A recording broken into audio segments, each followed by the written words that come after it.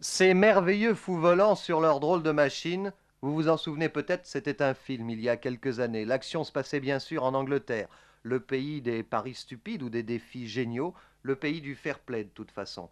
Cela se passait avant la guerre de 14, au moment des premiers balbutiements des moteurs d'avion, un challenge, comme disent les Britanniques, un concours lancé à tous les possesseurs d'avions cage à poules ou de triplans monstrueux pour rallier en une sorte de course contre la montre Folkestone à Paris. Eh bien, il faut croire que ce genre d'esprit n'est pas mort dans le royaume de sa gracieuse majesté.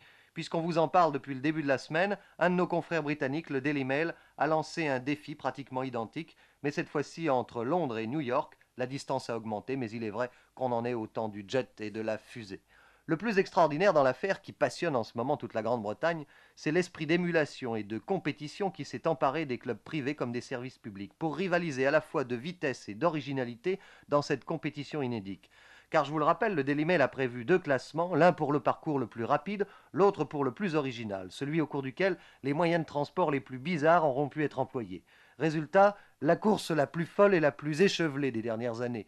Les concurrents pour rallier New York utilisent tous les moyens de transport possibles et imaginables, motocyclettes, patinettes, ambulances, patins à roulettes. On a même vu un très sérieux sexagénaire se faire pousser vers l'avion qui devait lui faire traverser l'Atlantique par un bataillon de jolies filles en mini-jupe.